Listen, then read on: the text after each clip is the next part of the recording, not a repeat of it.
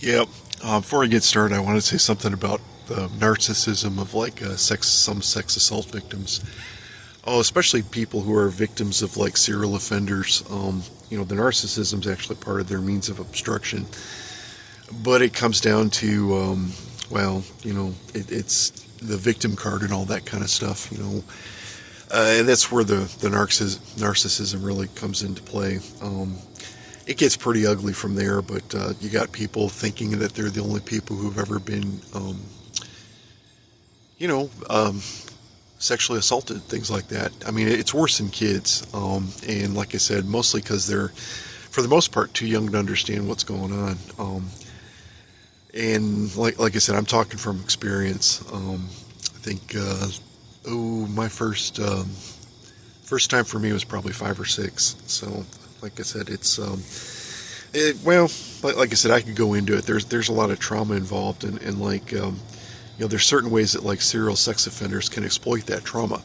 That's why, when you're sometimes subject to like the attentions of a repeat offender, people can end up becoming repeat victims. And it's like a vicious circle that's hard to break, but you have to understand what you're going through, and all the biochemistry and, your physiological responses and stuff like that to, how sexual predators predate on people, and like I said, there I could probably write a book about that, but that's mostly stuff that people don't like to talk about. But here we are back with Fell Burgundy Iris, or Moses Cleaveland's Canterbury Tales. I'm going to pick it up with line 251. Now, the title, basically, Fell Burgundy Iris, I mean, this was a gift wrap job, that was intended to be handed off to the FBI, because that's who does investigations and things like that, in regards to traitors. But, there's a lot more going on with that. So there's, that's where that came from. And the Moses Cleveland Canterbury Tales part, that's got a lot to do with like where Hansen fit with like clergy-related sex offenses, and his whole ego trip, his assassination threat against the Queen of England, which was to be his big encore after facilitating the near-fatal attempt on former President Reagan. And then the dedication,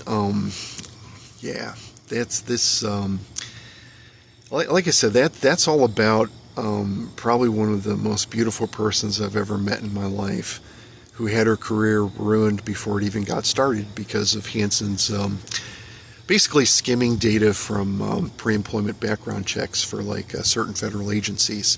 I mean, everybody knows who she is, so I'm not even going to mention her name, but that's where the dedication comes from. And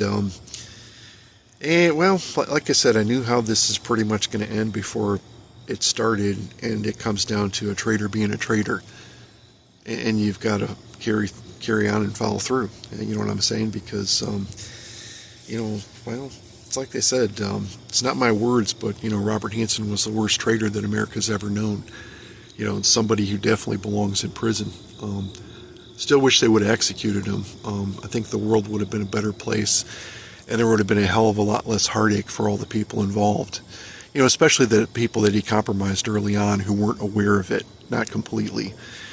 But that's been, it's like I said, this whole thing's been the sole focus of my life for, going way back.